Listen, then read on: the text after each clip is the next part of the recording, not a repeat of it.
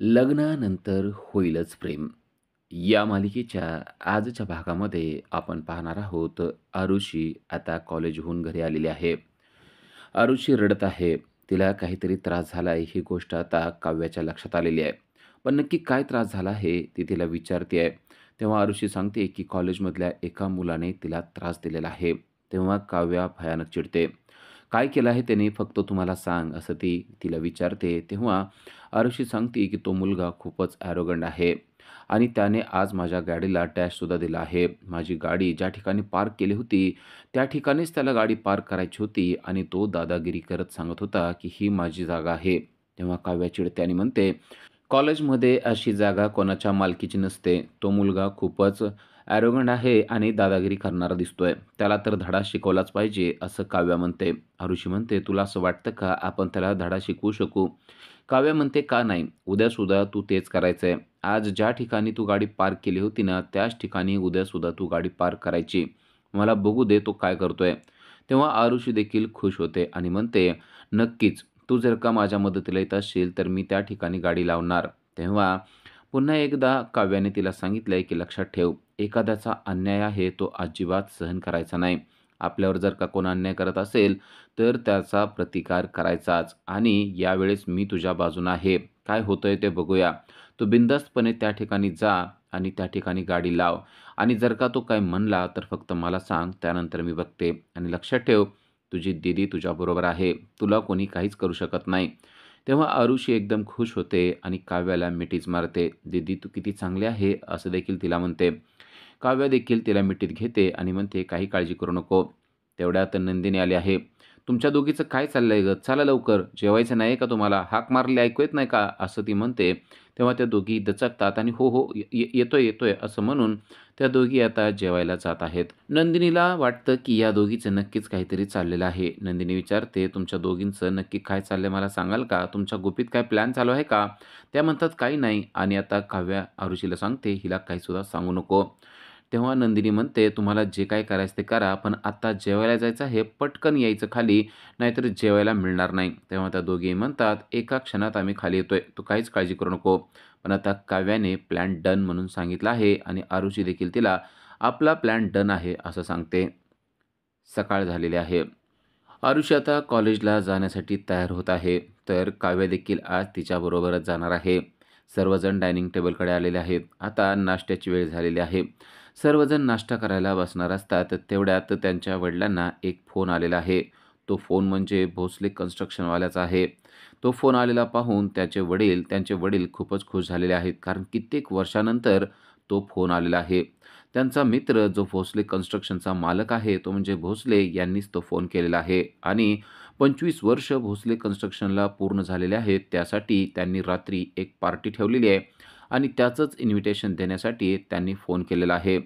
नंदिनीचे वडील खुश झालेत, कारण कित्येक वर्षानंतर त्यांचा मित्र त्यांच्याशी बोलतोय. भोसले त्यांना म्हणतोय, की "अरे, किती दिवसानंतर आपण एकमेकांना बोलतोय आणि एकमेकांना पाहतोय. आज मात्र काहीही सबब कारण सांगायचे नाही. आज तो सहकुटुंब माझ्या घरी पार्टीसाठी यायचा आहे, कारण आपल्या कन्स्ट्रक्शनला आता 25 वर्ष पूर्ण झालेले आहेत," असं तो आनंदाने सांगत असतो. तेव्हा नंदिनीच्या वडिलांना देखील या गोष्टीचा खूपच आनंद होतो. अगदी 100% मी माझ्या फॅमिलीला घेऊन येणार, असा शब्दच आता त्यांनी दिलेला असतो. तेव्हा भोसले म्हणतात, "थांब जरा, मी देशमुखला पण फोन करतो. किती दिवस झालं त्याला देखील बोलणं झालेलं नाहीये. विक्रमला देखील कॉन्फरन्सला घेऊया आणि आपण तिघंही ठरवूया आज भेटायचंच म्हणून. किती दिवस झालं त्याचा आणि माझा देखील फोन नाहीये. त्याचं आणि माझं भेटणं पण नाहीये. त्याला देखील मी पार्टीला बोलवणार आहे." हे ऐकल्यावर नंदिनीचे वडील म्हणतात, "हो, अरे त्याचं आणि माझं सुद्धा किती दिवस झालं बोलणं झालेलं नाही. मला देखील त्याच्याशी बोलायचं आहे. जर का तू कॉन्फरन्सला घेतलं तर मला सुद्धा त्याच्याशी बोलणं होणार आहे." असं म्हणून आता भोसलेंनी आता देशमुख यांना देखील कॉन्फरन्सला घेतलेलं असतं. फोन आलेला पाहून देशमुखसुद्धा खुश झालेले आहेत. किती दिवसानंतर भोसलेचा फोन आलाय असं देखील ते म्हणतात आणि फोन उचलल्यावर, "अरे भोसले, बरं झालं आठवण काढलीस. अरे किती दिवसानं तू फोन करतोयस. आपल्याला हल्ली फोनच करणं होत नाही." असं ते एकमेकांशी बोलत असतात.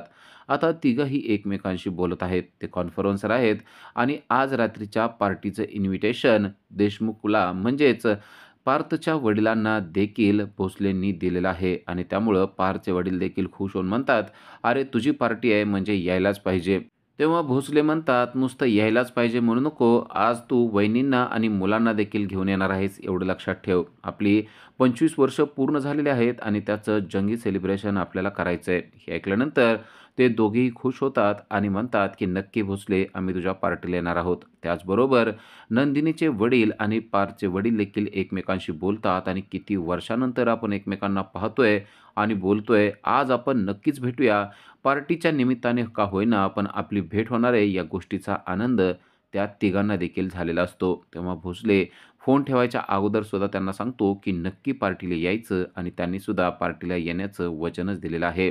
ठरलेल्या प्लॅनप्रमाणे आरुषीने आता पुन्हा एकदा युगंधर ज्या ठिकाणी गाडी लावतो, त्याच ठिकाणी गाडी लावलेली आहे.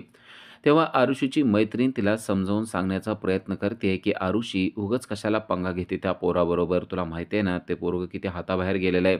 विनाकारण कॉलेजमध्ये राडा होईल. तू तिथून गाडी काढ." असं ती तिला समजावून सांगत असते.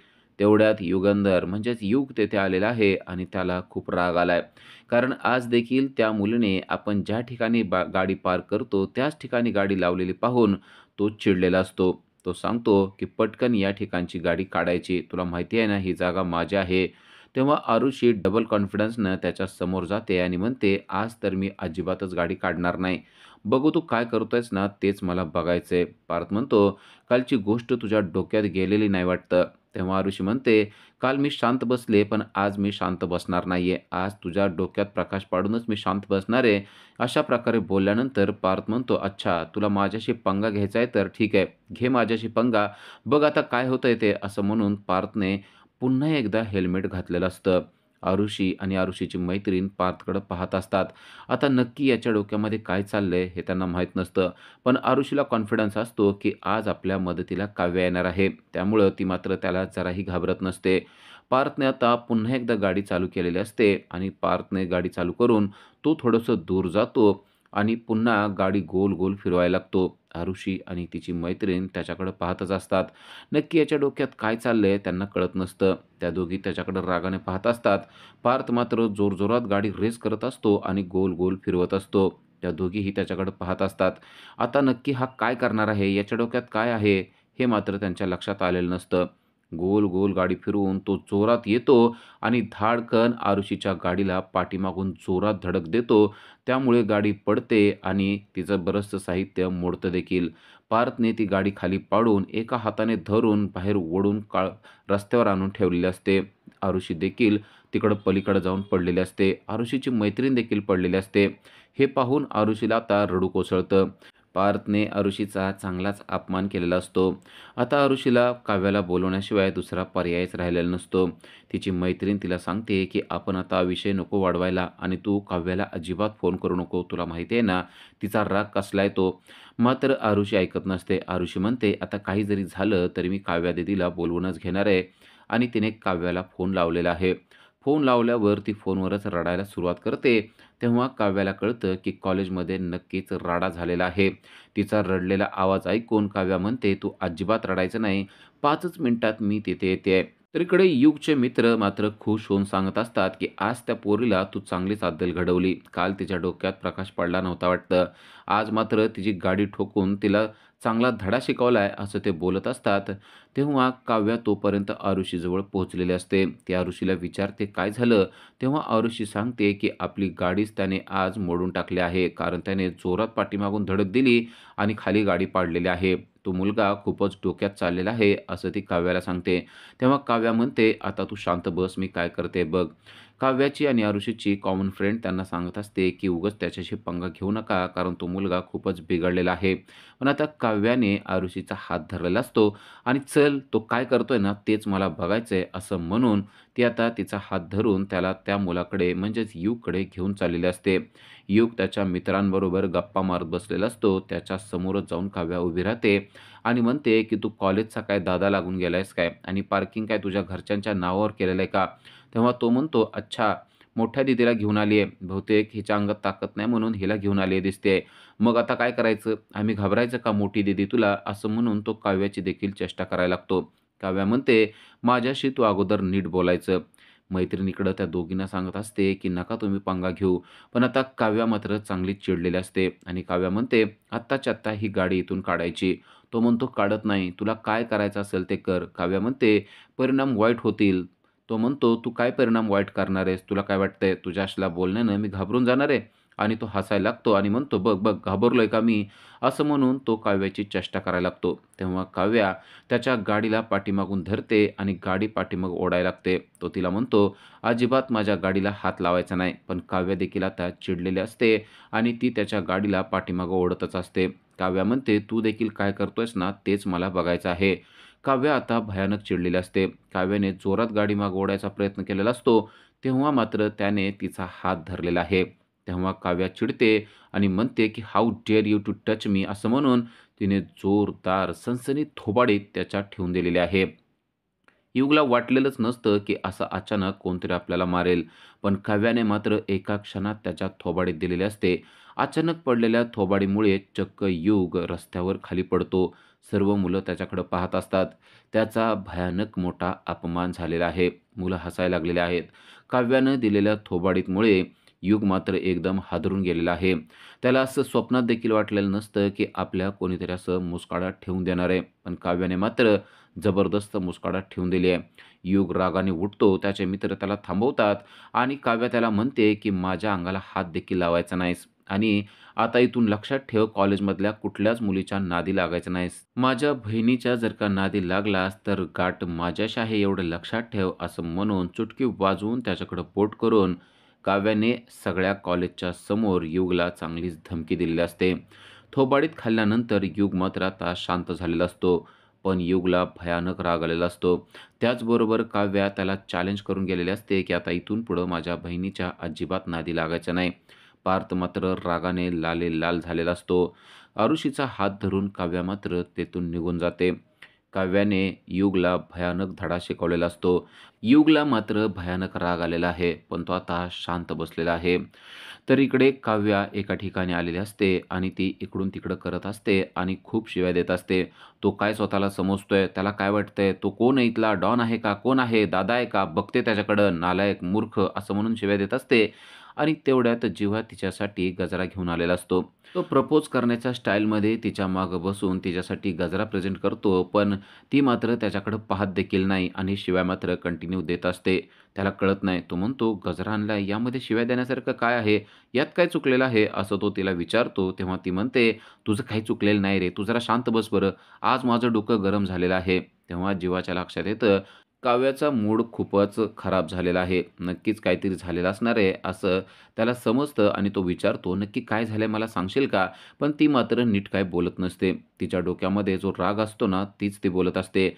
कोण आहे तो? स्वतःला काय समजतो? त्याला काय वाटतं? तो काय डॉन आहे का इथला? असं तिचं बोलणं चाललेलं असतं. इकडे जेव्हा मात्र फुलांचा वास घेऊन म्हणत असतो, "फुलं तर चांगली आहेत, यामध्ये तर काही नाहीये. नक्की तुला काय झालंय आणि कोण डॉन आहे? कोणी काय त्रास दिलाय? कोण दादा आहे? मला सांगशील का? जरा नीट बोलशील का?" असं तो विचारतो. तेव्हा ती म्हणते, "अरे, आज आहे ना कॉलेजमध्ये जरासा पंगा झाला होता. आपली आरुषी आहे ना, तिला एक मुलगा त्रास देतोय. त्यामुळं मला त्याचा खूप राग येतोय." तेव्हा तो म्हणतो, "अगं असं असेल तर माझा भाऊ आहे ना इथं. त्याला मी सांगतो कोणी जरी असलं तरी तो त्याला चांगला धडा शिकवू शकेल. कारण कॉलेजमध्ये त्याच्या खूप चांगल्या ओळखी आहेत. काही मुलं त्याच्या ओळखीचे आहेत. तू काही काळजी करू नको. कोणी जरी असलं तरी मी त्याला सांगतो. तू मात्र जरा माझ्याकडे लक्ष दे." असं म्हणून तो तिचा मूड चांगला करण्याचा प्रयत्न करत असतो. जीवा जेव्हा असं बोलतो तेव्हा आता काव्या थोडी शांत झालेली असते. काव्या म्हणते, "हा मुलगा आहे ना पण माझ्या खूप डोक्यात गेलेला आहे." तेव्हा जीवा विचारतो, "नक्की काय झालंय मला सांगशील का?" इकडे युग आता घरी पोहोचलेला असतो. आपल्याबरोबर कॉलेजमध्ये जे काही झालंय ते त्याला आठवत असतं आणि त्या गोष्टीचा भयानक राग त्याला येत असतो. जवळच ठेवलेल्या टेबलवरच्या सगळ्या वस्तू त्याने रागाने अस्ताव्यस्त करून टाकलेल्या आहेत. आपल्याला त्या मुलीचा बदला घ्यायलाच पाहिजे असे विचार त्याच्या डोक्यामध्ये येत असतात. पण काय करावं ते मात्र त्याला कळत नसतं. इकडे जीवा त्याच्याविषयीच बोलत आहे आणि सांगतोय, की "माझ्या भावाच्या खूप चांगल्या ओळखी आहेत. मी त्याला सांगतो, तुला कोणी जरी त्रास देत असलं, तुझ्या दीदीला कोणी जरी त्रास देत असलं, तर तो त्याला चांगल्या ठिकाणावर आणू शकतो." तेव्हा काव्याने सांगितलंय, की "त्या मुलाला मीच ठिकाणावर आणलंय. मी त्याच्या सणसणीत थोबाडीत ठेवून दिलेली आहे." हे ऐकल्यावर जीवाला देखील धक्का बसलाय. जीवा म्हणतो, "काय? तू त्याला कॉलेजमध्ये थोबाडीत ठेवून दिलीस?" "अगं, असं मुलांना मारायचं नसतं." असं तो काव्याला सांगतो. तेव्हा काव्या त्याच्यावर चिडते आणि म्हणते, "म्हणजे त्याने जे काही केलंय ते बरोबर होतं का?" तो सांगायला लागतो, "असं नाही, त्याने केलं होतं ते चुकीचं होतं, पण तू त्याला नीट समजावून सांगायला पाहिजे होतंस." जीवाला देखील तिने थोबाडीत मारलेली गोष्ट आवडलेली नसते. पण जीवाला माहिती आहे, काव्याला एकदा राग आला तर तो कंट्रोल होत नाही. तो म्हणतो, "काव्या, तुला राग आला ना, तर तुला कंट्रोल होत नाही. थोडंसं रागावर सुद्धा नियंत्रण ठेवत जा. आणि आता या फुलांकडे बघ ना, ही फुलं तुझी वाट बघत बसलेत. किती वेळ झालं मी तुझ्यासाठी ही फुलं आणलेली आहेत." असं म्हणून तो गजरा पुन्हा एकदा त्याने काव्याला दिलेला आहे. आता तो गजरा काव्याने घेतलेला असतो. काव्याला देखील समजलंय, की जीवा आपला मूड चांगला करण्याचा प्रयत्न करतोय आणि आपण मात्र त्याला रागाने बोलत आहेत. तेव्हा ती म्हणते, "मला तुझा गजरा आवडलेला आहे." तेव्हा पार्थ देखील खुश होतो. "अरे वाह! बरं झालं, म्हणजे आज तुझा मूड चांगला करण्यासाठी मी आणलेली वस्तू तुला आवडली आहे. या गोष्टीतच खूप काही आहे. या गोष्टीचा खूप आनंद आहे." असं देखील पार्थने म्हणलेला असतो. तो गजरा ती घेते आणि त्यानंतर पार्थला ती एक गोष्ट गिफ्ट देते, तो म्हणजे रुमाल. पार्थ तो रुमाल पाहतो आणि म्हणतो, "अगं, काय विशेष आहे या रुमालामध्ये?" ती म्हणते, "जरा खोलून बघ, म्हणजे तुझ्या लक्षात येईल." पार्थ पाहतो तर त्यावर एक हार्ट कोरलेलं असतं आणि त्या हार्टमध्ये जे आणि के म्हणजे जीवा आणि काव्या यांचं इनिशियल कोरलेलं असतं. ते पाहून पार्थ खूपच आनंदी होतो. त्याला कळतं, की आपल्यावर काव्या किती जीवापाड प्रेम करते. तो रुमाल नुसता नसून त्या रुमालावर तिने स्वतः ते कोरलेलं आहे, हे पाहिल्यानंतर त्याला खूपच आनंद होतो आणि तो म्हणतो, की "हा रुमाल मी नक्कीच जपून ठेवेल. मला हा रुमाल खूप आवडला काव्या." असे देखील तो म्हणतो. काव्या पुढे गेलेली असते. काव्या त्याला वळून पाहते आणि तो तिला पुन्हा एकदा फ्लाइंग किस करतो. ती पुन्हा एकदा तो अडवते आणि पुन्हा एकदा तो फ्लाइंग किस खिशामध्ये ठेवून टाकतो. काव्या त्याच्याकडे पाहून स्मितहास्य करते. आता संध्याकाळ झालेली असते. अजून देखील पार्थचा मूड नीट झालेला नाहीये. अजून देखील तो शांत आहे. तो कोणाशी जास्त काही बोललेला देखील नाही. जीवा आणि पार्थ एकमेकांशी बोलत असतात, तेव्हा त्यांच्या लक्षात येतं, की याचं काहीतरी चाललेलं आहे. याचं आपल्या बोलण्याकडे लक्ष नाहीये. आल्यापासून तो डिस्टर्ब आहे, हे देखील त्यांच्या लक्षात आलेलं असतं. तेव्हा पार्थ त्याला विचारतो, "काय झालंय?" पण तो काहीच बोलत नाही. जीवा देखील त्याला विचारतो, पण तो काहीच बोलत नाही. तेव्हा दोघांच्याही लक्षात येतं, की याचं नक्की काय चाललंय, काय झालंय ते त्याला विचारावं. तेव्हा जीवा पार्थला म्हणतो, "तू त्याची काळजी करू नको. जे काही झालं असेल ते मी त्याला विचारतो. नक्की काय मॅटर आहे मी पाहतो." तेव्हा पार्थ म्हणतो, "नक्की बघ, कारण तो जरा टेन्शनमध्ये वाटतोय. त्याचं टेन्शन काय आहे ते मला देखील सांग." जीवा म्हणतो, "अरे काय नसतंय, कॉलेजची मुलं माहीत आहे ना तुला. मी बघतो त्याच्याकडं. तू काही काळजी करू नको. तू खाली जा." असं म्हणून तो पार्थला पाठवून देतो आणि आता स्वतः जीवा त्याची चौकशी करत आहे. "काय झालं रे? काय झालंय मला सांगशील का?" तेव्हा तो म्हणतो, "काही नाही, कॉलेजच्या एका प्रोजेक्टचा विचार करतोय." जीवा म्हणतो, "कॉलेजच्या प्रोजेक्टचा विचार आणि तू आणि तेही इतकं गंभीरपणे. मला सांगशील का नक्की काय झालेलं आहे?" असं म्हणून तो त्याला खोदून विचारण्याचा प्रयत्न करतो. पण तो मात्र त्याला काहीच सांगत नाही. तो म्हणतो, "काही झालेलं नाहीये. तू उगाच काय मला टेन्शन देऊ नको." असं म्हणून तो विषय टाळाटाळ करायला लागतो. तेव्हा जीवाने त्याला सांगितलंय, "अरे, कॉलेजमध्ये एक मुलगा आहे. तो माझ्या मैत्रिणीच्या बहिणीला त्रास देत आहे. तू जरा त्याच्याकडे बघशील का? त्याला समजावून सांगशील का?" असं जीवा म्हणतो. तेव्हा युग म्हणतो, "बरं झालं. मला पण असंच काहीतरी पाहिजे होतं. माझे देखील हात शिवशिव करतायत. मला सांग फक्त तो कोण आहे?" तेव्हा जीवा सांगतो, "मारायचं नाहीये बाबा. फक्त समजावून सांगायचंय." रात्र झालेली आहे आणि भोसले कन्स्ट्रक्शनच्या ठिकाणी, ज्या ठिकाणी पार्टी ठेवलेली आहे, त्या ठिकाणी पार्थचे वडील, आई सर्वजण पोहोचलेले आहेत. त्याच ठिकाणी नंदिनी आणि नंदिनीचे कुटुंबीय देखील पोहोचलेले आहेत. पार्थचे आई-वडील आणि नंदिनीचे आई-वडील एकमेकांच्या ओळखीचे आहेत, ही गोष्ट पार्थ आणि नंदिनीला माहीत नसते आणि ते अचानक एकमेकाच्या समोर आलेले आहेत. अचानक एकमेकांना पार्टीमध्ये पाहून, "तुम्ही? तुम्ही इथं?" असं ते दोघंही एकमेकांना म्हणतात आणि तेव्हा पार्थच्या आई-वडिलांना, त्याचबरोबर नंदिनीच्या आई-वडिलांना कळतं, की हे दोघे तर एकमेकांना ओळखतायत. "तुम्ही दोघं एकमेकांना कसं काय ओळखता?" असं देखील ते विचारतात, पण ते दोघं मात्र हसून तो विषय टाळतात. पार्थ आणि नंदिनी यांना मात्र खूपच आनंद झालेला आहे. कारण अचानक ते एकमेकांच्या समोर आलेले आहेत. त्यांना असं वाटलेलं सुद्धा नसतं, की अचानक आपली इथं भेट होईल म्हणून. पण त्यांची अचानक भेट घडलेली आहे. उद्याच्या भागामध्ये आपल्याला पाहायला मिळतं, की भोसले कन्स्ट्रक्शनचे मालक म्हणजे स्वतः भोसले यांची मुलगी म्हणजे शनैया ही जेव्हा पार्थला पाहते, तेव्हा एका क्षणात त्याच्या प्रेमात पडते. ती नुसती प्रेमातच पडत नाही, तर डायरेक्ट त्याला जवळ जाऊन बोलायला लागते आणि म्हणते, "मी शनैया. आजपासून तुम्ही माझे झालेले आहात." ती डायरेक्ट त्याच्यावर हक्कच गाजवायला लागते. "मला तुम्ही खूप खूप आवडलात," असं देखील सांगते आणि डायरेक्ट ती त्याच्या हातालाच धरून त्याला साईडला घेऊन जाण्याचा प्रयत्न करते. हे सगळं नंदिनी पाहत असते. चाललेला सगळा प्रकार नंदिनीला मात्र अजिबात पटलेला नसतो. तिला कळत नसतं, की नक्की या दोघांचं रिलेशन कसं आहे ते. पण आता नंदिनी या गोष्टीचा कसा बदला घेणार? नंदिनी त्या मुलीला काय म्हणणार? का नंदिनी देखील त्या मुलीच्या सनसनीत थोबाडीत ठेवून देणार? ते आपल्याला उद्याच्याच भागामध्ये पाहता येणार आहे. अशा सीरियलच्या अपडेटसाठी आजच आमच्या चॅनलला सबस्क्राईब करा. थँक